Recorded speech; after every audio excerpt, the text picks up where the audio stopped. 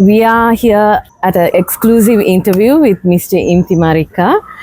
Welcome to Kandy Times, Mr. Marikar. Thank you. To talk about a little bit about Mr. Marikar, I think the Sunday Times have mentioned the fastest wintry quarter ever produced in Sri Lanka. So he has many accolades. One to be, he's an All Trinitian and a Lion. He has captained and played for Kandy Sports Club and CRN FC, as well as captained and played the Sevens national side. He hasn't stopped there. He has gone on to assisting the coaching of the Sri Lankan side, as well as coaching the Air Force team and the Upcountry Lions and many more. I think I'll be here the whole day if I go to mention everything that you have done, Mr. Marikar. Thank you again for being here. So I'll go on to the first question since you're a very busy person.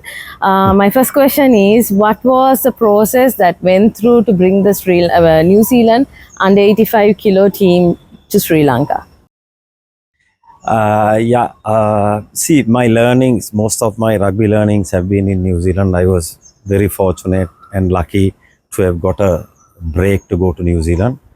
First was in 1991 to play, but I couldn't play because I had a severe injury on my hamstring and I had to come back after about a month. However, I took so much of liking to New Zealand and then I started all my coaching stuff in New Zealand. So from about 2002, I have regularly visited New Zealand and got updated. And I always had this dream of bringing a New Zealand team to Sri Lanka.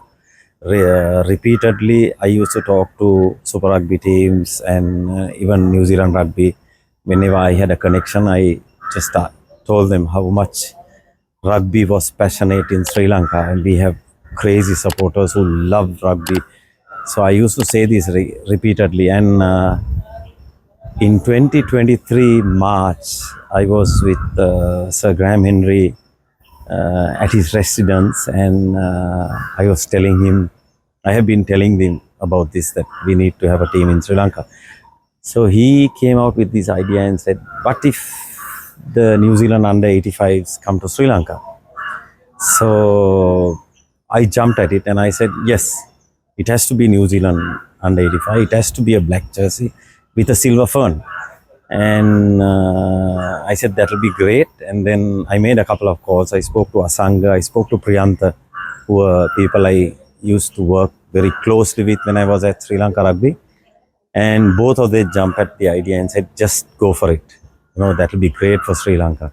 So I said okay to Sir Graham, and then when I came over to Sri Lanka, I spoke to Sri Lanka Rugby, and we sent a letter to the Ministry of Sports, because Sri Lanka Rugby was suspended at that time, and we started the process. Of course, it took over 2 years finally to fruition, but the thing is, why that happened was because one thing is we were suspended at one time, and then subsequently, of course, working with New Zealand Rugby, it's a tier 1 nation, they have systems and procedures, so it took a bit of time, but then finally everything got finalized in November 2024 when we signed the agreement with New Zealand Rugby, and that was the process.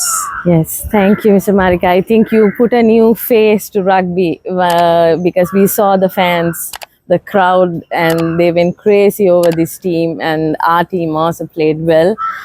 So what would be the future of Sri Lankan rugby? Okay, the immediate future is we need to get our governance right. We need to get SLR established again to work with World Rugby and Asia Rugby. And of course, the potential is there. We have very good athletes. It's not now, even when I was involved earlier with the high performance.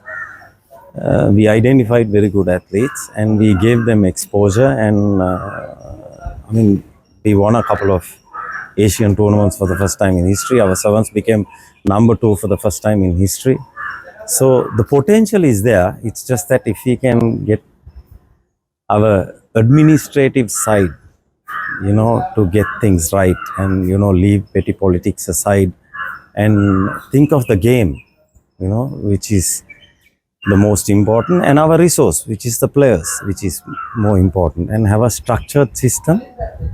We can do very well in Asia. And sevens, there is a lot of potential. 15s, though, it becomes a little tough. But then with this under 85 thing, we've already had discussions. We're looking at bringing another 2 teams next year. So it will be New Zealand, possibly Australia and Japan with Sri Lanka. And in the long run, we have already had discussions with certain influential people to see whether we can have a under 85 World Cup. So there is a lot that is there, but then we need to get our act right in the governance. I don't want to get involved in that area. I'm not an administrator, but I sincerely request all parties to work together to, move forward and, give our players the opportunity and give our spectators who love rugby. We saw probably the biggest crowd at racecourse that day, 15,000 plus. Kandy was packed to the rafters. So it's fantastic. This is the passionate supporters we have in Sri Lanka. Yes, I hope the relevant authorities take this over because there is many plans, as you said, in the pipeline for Sri Lankan rugby, and there is a bright future. So, any last thoughts for the fans or the players or any upcoming players? Well, rugby is probably, I would say, the best team sport. Some people might say I'm biased because I'm involved in rugby, but it is a fact. You get beaten, you come back. You work as a team. You have to support each other. You can't. Individuals will never be able to succeed. Of course, Jonah Lomu was one guy who had success because he was virtually superhuman. But otherwise, you need a team to win. You could see the New Zealand under 85s. They were in the forwards, they were 20 kilos lighter than us.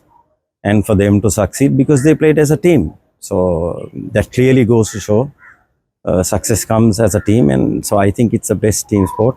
For the youngsters, continue to play, do the hard work, stay clean, and enjoy when you're in school.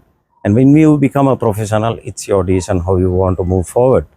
And I must thank the Honorable Minister of Sports for really supporting us through this tough time, and the sponsors who did a massive thing, Dialogue, Cinnamon Hotels, Sri Lankan Airlines, Access, Maliban, Commercial Bank, Homelands, Kottumi, and I don't know anybody else if I had missed. And the organizing committee, Asanga Srimatna, Priyanta, Rohan, Sabir, Hassan, Romario, all of them who put a massive effort. And the Director General of Sports, Miss Professor Shemal Fernando, everybody. I hope I haven't missed anyone. I'm sorry.